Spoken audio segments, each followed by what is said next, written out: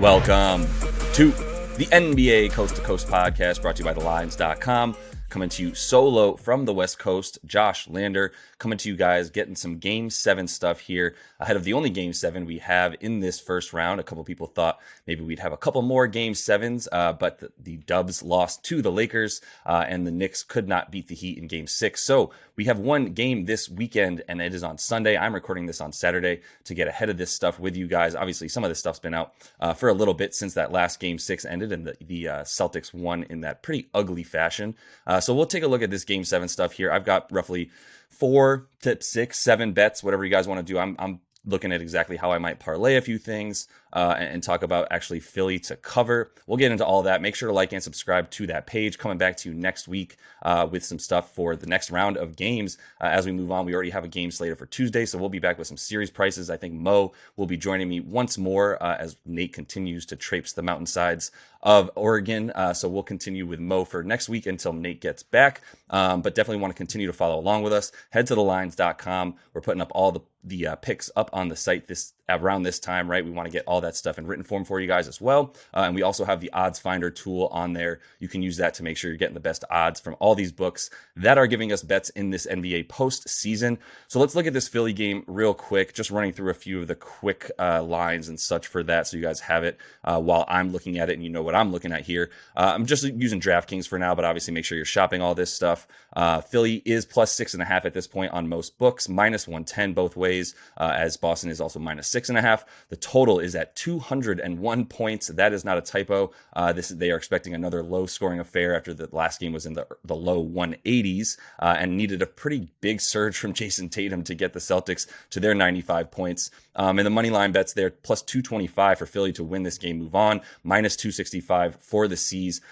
I like Philly, at least with the 7 points. I'm just going to say that off the bat. I think it's too many points in a game where we can expect it to be pretty choppy. I mean, maybe it'll be more than 181 points.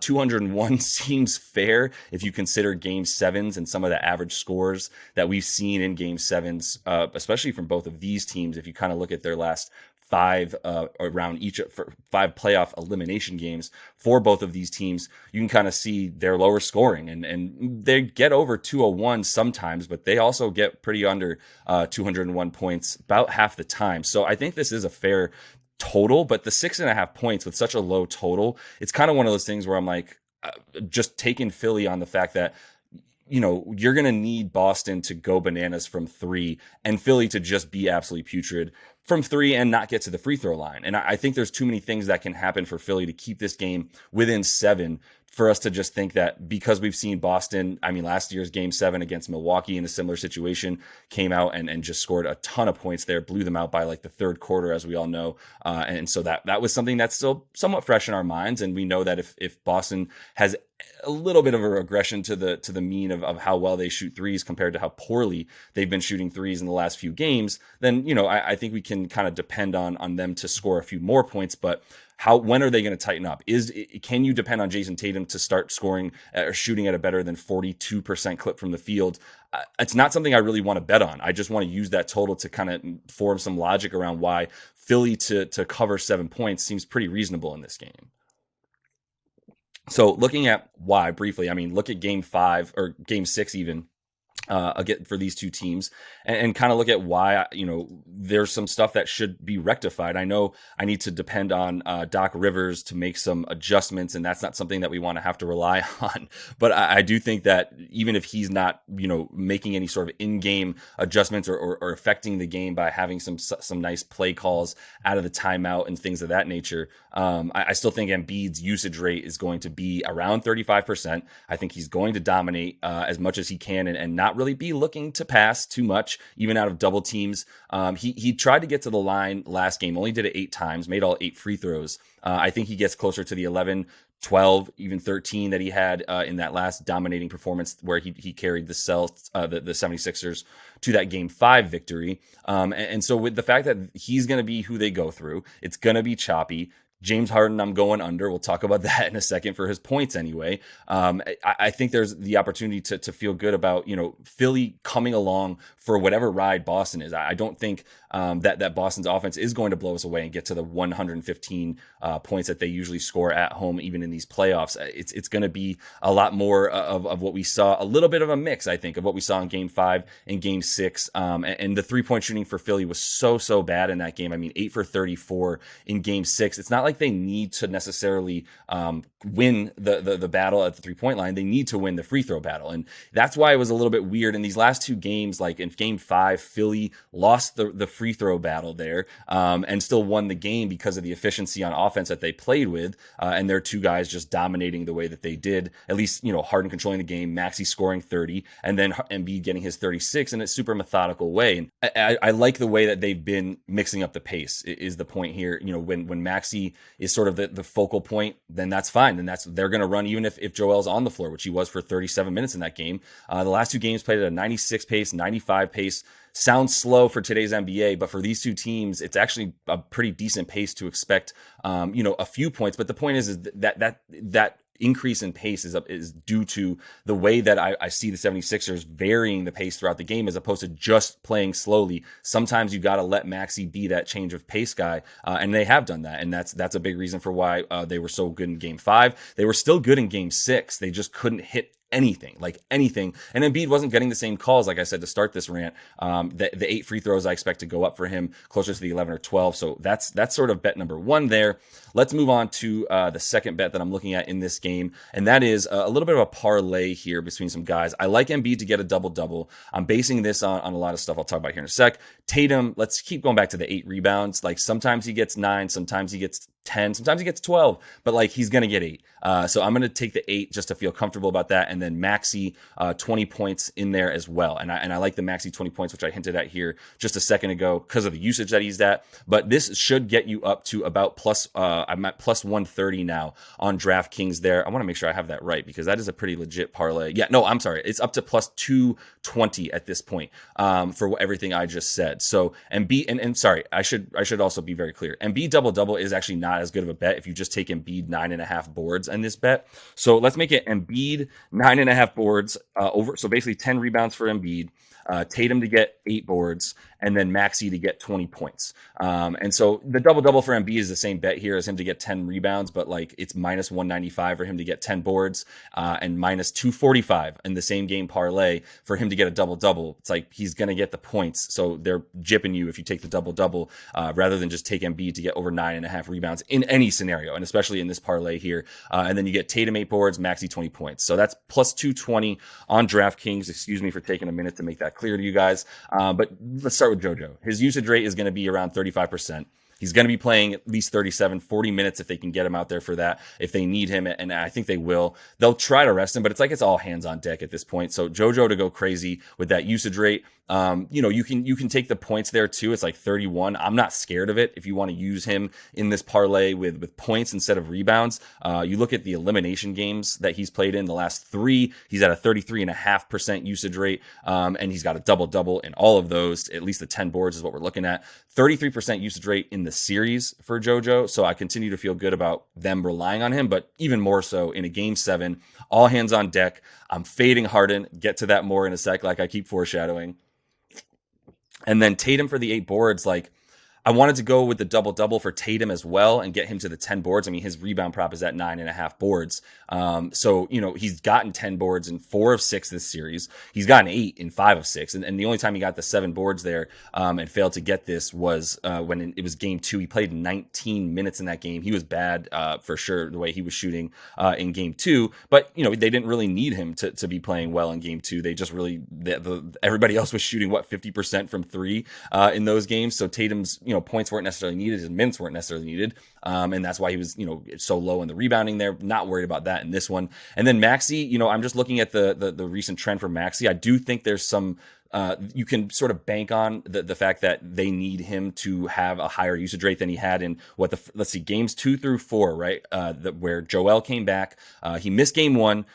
Tyrese had 26 points, pretty nice usage rate there. JoJo comes back for 2, 3, and 4. Maxey goes down to 14 points, 13 points, 13 points. Now, he couldn't hit anything. He still took 9 threes in 2 of those games. So he's getting the usage rate even in those games, playing 45, 40, played 30 minutes in game 2 as they sat starters while they were losing that one. So we can dismiss that a bit. But even in games 3 and 4, where he was playing 40 and 45 minutes, 13 points and 14 points, decent usage rate, but not 17 shots, 16 shots. But in these last 2, you've seen Harden take a back seat and be a facilitator, and it's worked to sort of deflect some of the maybe some of the hatred, some of the trolling that people do for on Harden online because of the fact that he doesn't show up in big games. I think he's, to a degree, maybe he's not realizing that, but I don't think he's worried about scoring 40 points and carrying this team to victory the way he has twice in this series. I think the last 2 games, the way he's been diming, getting rebounds, and deferring to even guys like Maxey is fine, because it's a better 1-2 counter if you've got Joel followed by Maxey as the 2 focal points of your offense. If you've got Joel slow-paced followed by Harden slow-paced as your change of pace, who you're going to, it's the same look every time, because Harden's so dependent on a pick and roll from JoJo. You're not giving him a rest if you run pick and rolls with Harden, which is basically the only play he's effective with at this point. So kudos to whether it was Doc or somebody else telling the team it's going to be Maxey's ball when it's not Joel's, and that's how we're going to play. We're going to play his style when he's got the ball and when we want him to be running the offense, and we're going to play Joel's style in all other situations where that's going to mean Harden has the ball in his hands and running that pick and roll, looking for the assists more so, as we continue to say. So that all leads me just into my next one here, which is Harden. Nice segue, because a little bit of what I was just talking about is dependent on Harden going under 20.5 points in this one, which is what I'm taking. I don't think this game goes very far over 201 if it goes over, which is, again, something I'm not really touching in this game in terms of the total.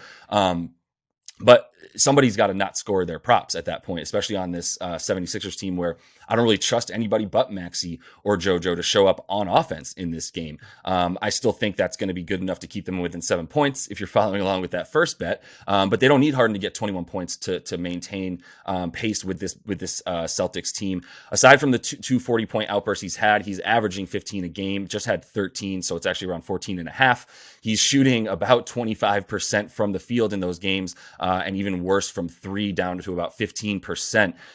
It's the end of the series. You look at what Harden does at the end of the series in the playoffs as of late. Nate was rattling these off recently as well, and I found them for myself. But late series Harden with Philly. Let's talk about Brooklyn this year, failing to, when they closed out. He had a 27% usage rate in 40 minutes and was just 4 of 18 from the field with 17 points. 11 points when they were closing out Miami a few years ago, they lost to Miami rather last year. 14% usage rate, just 14 points. Even the game before that, the 11 points in the game before that, trying to close them out or trying to avoid elimination last year against Miami in game 5, went 5 for 13, 14 points. Basically, he doesn't get more than 15 points in these elimination games with really weak usage rates, especially when you get later in the playoffs. Some of the first round stuff, he still had some decent games here and there and closeout opportunities. But this is a bigger stage with one that, like I said, without too many points being scored, someone's going to have to relinquish theirs. And Harden at 21, he doesn't get that unless he goes for 40, and this is not a game for him to go for 40 the way that it's going to be played. So let me close things out with you guys and just go back to Malcolm Brogdon and not overcomplicate this, and just really follow the minutes, follow the fact that in this last game where they needed to close things out against the 76ers to be able to play this game 7, Malcolm Brogdon played nearly the entire fourth quarter. Derek White had a minute and a half, and this is all about the Malcolm Brogdon getting Derek White's minutes and his own.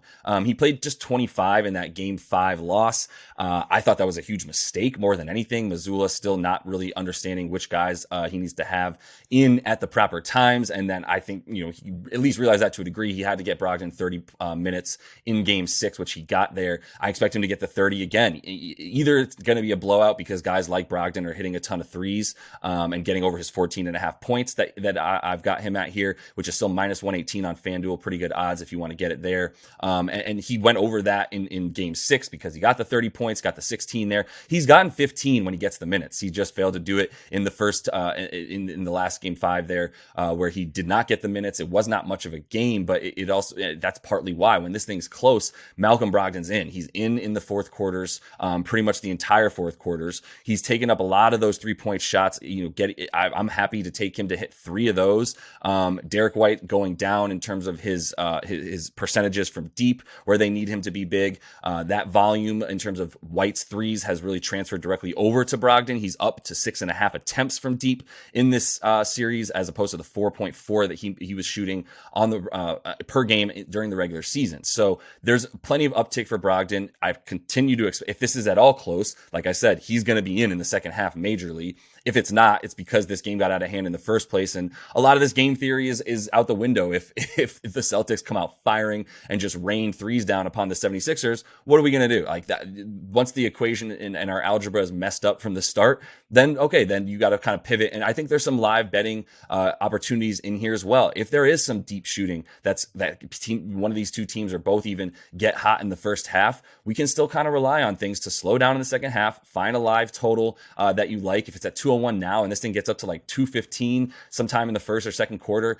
start to feel pretty good about some unders, and maybe it ends around there. I wouldn't feel like this game could get above 210. I just don't see the pace. And by the time this thing gets to the fourth quarter, we've seen some 30-point quarters in this series. We've seen plenty of 40, 44-point quarters in this series. Right now, all these quarters, our totals are at like 48, 49. There's one that's 50.5, which is quarter one. So look to be able to fade even under 50 points in the fourth quarter of a game 7. Like, things are going to tighten up. Those sphincters get real tight. And I think right now at under 50 points in that one, you can feel pretty good about it. So anyway, I know I started this off talking about Brogdon and his points. I'm still feeling good about that. But like I said, things are going to slow down as well. So there's a little bonus pick to end things off for you guys as well in terms of liking the live unders if things get out of hand in the first half and there's a lot of points. And really right now, take the under at like 49.5 for quarter 4 in this game and feel like there's not going to be more than roughly 44-ish points in that quarter, in my opinion. I think it's going to be really rough,